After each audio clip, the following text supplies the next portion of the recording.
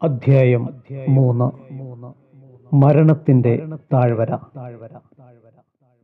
Scooter വാങ്ങിയെന്ന് ചാച്ചൻ വളരെ നിശബ്ദനായിരുന്നു.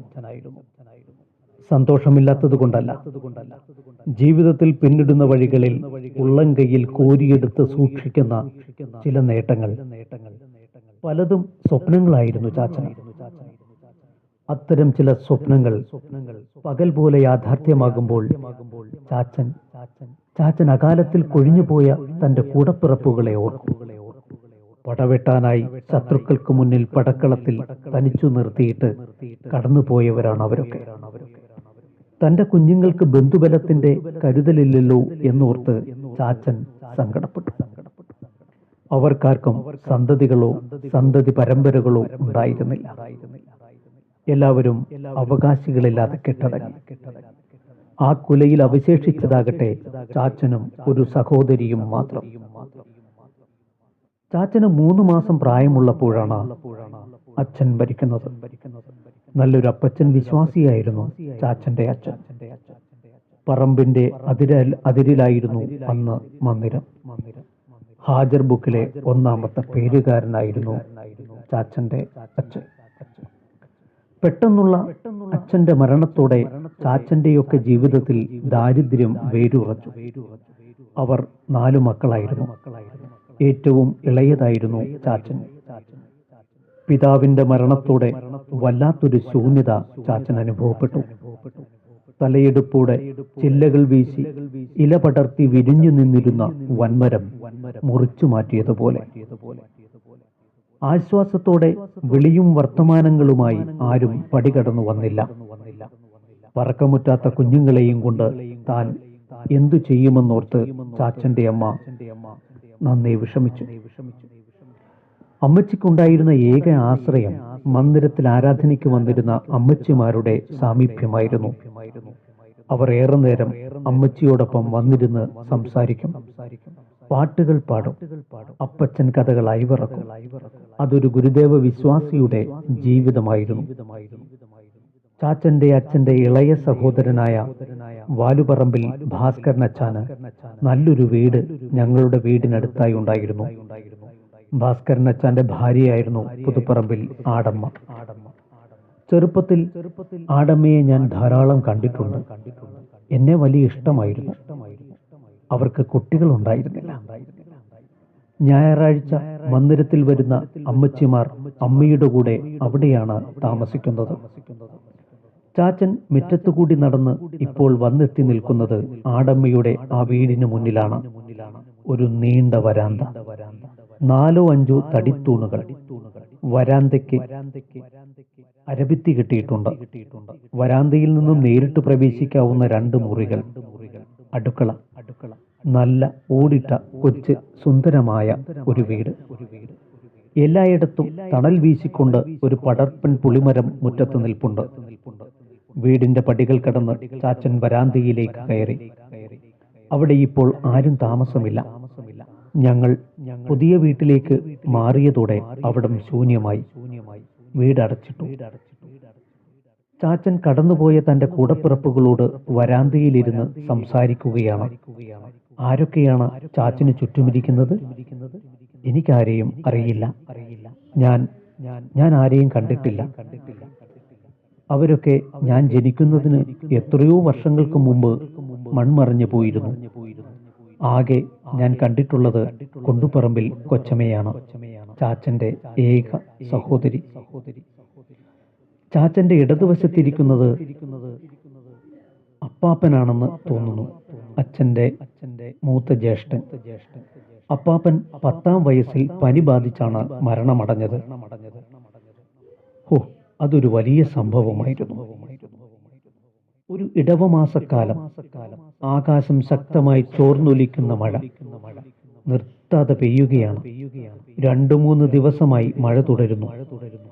പിതാവിന്റെ മരണത്തോടെ ദാരിദ്ര്യം ശക്തി പ്രാപിച്ചിരുന്ന കാലം. ഉടുക്കാനുമില്ല, കഴിക്കാനുമില്ല. മഴക്കാറ് മൂടിയ മാനം പോലെ ജീവിതം ഇരുണ്ടുമൂടി. രാവിലെ മഴ നനഞ്ഞാണ് അപ്പാപ്പൻ സ്കൂളിലേക്ക് പുറപ്പെട്ടത്. കുടയും വടിയുമൊന്നുമില്ല. ഉച്ചയായപ്പോൾ അപ്പാപ്പനെ വല്ലാതെ പനിക്കാൻ തുടങ്ങി. എന്തൊക്കെയോ അസ്വസ്ഥതകൾ വല്ലാതെ അലട്ടുന്നു. ആരോടും ഒന്നും മിണ്ടിയില്ല. 1-2 വട്ടം ഓക്കാനിക്കണമെന്ന് അപ്പാപ്പന് തോന്നി. ഉച്ചയ്ക്ക് അല്പം ശക്തി കുറഞ്ഞതൊഴിച്ചാൽ അന്ന് മുഴുവൻ മഴയായിരുന്നു.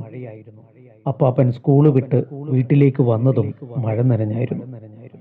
വന്നപാടെ അമ്മയുടെ കയറ്റുകട്ടിലിൽ പായ പോലും വിരിക്കാതെ കമന്നു കിടന്നു. നന്നായി പനിക്കുന്നുണ്ട്. ശരീരമാകെ തണുത്തു വിറയ്ക്കാൻ തുടങ്ങി. സന്ധ്യയ്ക്ക് അമ്മ പണിയും കഴിഞ്ഞു വന്നപ്പോൾ അപ്പാപ്പൻ കട്ടിലിൽ കമന്നു കിടക്കുന്നതാണ് കണ്ടത്. കിടപ്പിൽ എന്തോ പന്തികേടുള്ളതുപോലെ അമ്മയ്ക്ക് തോന്നി.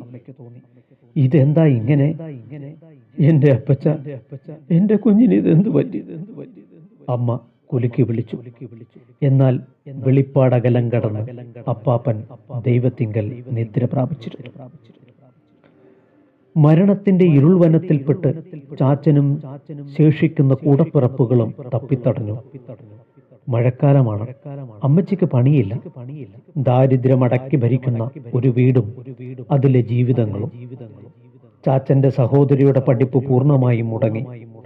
എഴുത്തും വായനയും പോലും കൊച്ചമ്മയ്ക്ക് നേടാനായില്ല എന്നതാണ് സത്യം. ചാച്ചനെ പഠിപ്പിക്കണം, അമ്മച്ചി വിചാരിച്ചു.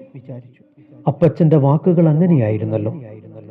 ജാതീയമായ ഉച്ചനീചത്വങ്ങളെയും വർഗീയമായ പിന്നാക്കാവസ്ഥകളെയും നേരിടാൻ അപ്പച്ചൻ തന്റെ ജനങ്ങളോട് പറഞ്ഞത്, നിങ്ങൾ കുഞ്ഞുങ്ങളെ വിദ്യാഭ്യാസം ചെയ്യിക്കണമെന്നാണ്.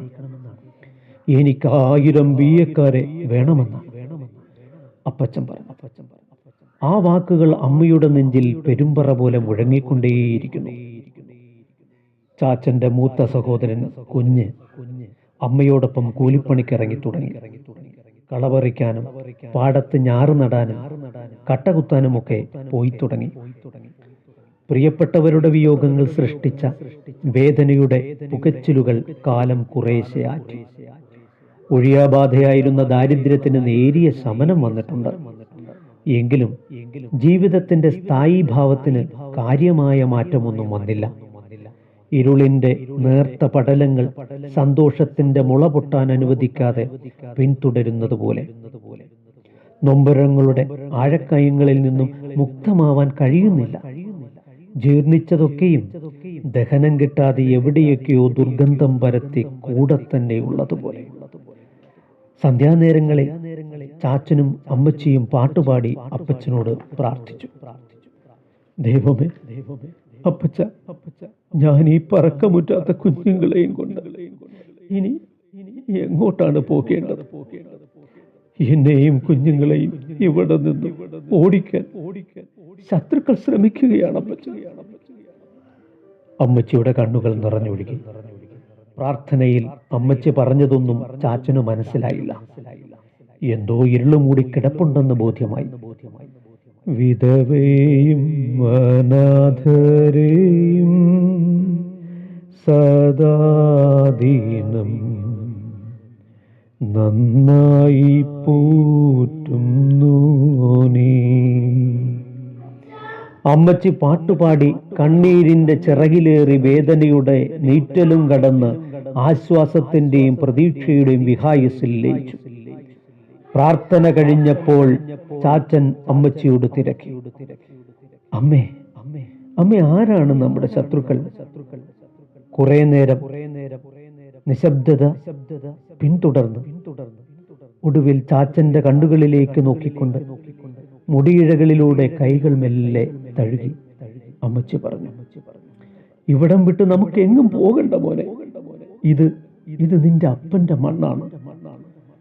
നിറഞ്ഞൊഴുകിയ കണ്ണുകൾ കുറിയാണ്ടുകൊണ്ട് തുടച്ച് അമ്മച്ചി പറഞ്ഞു, എന്റെ മൂത്ത മകൻ കുഞ്ഞ്.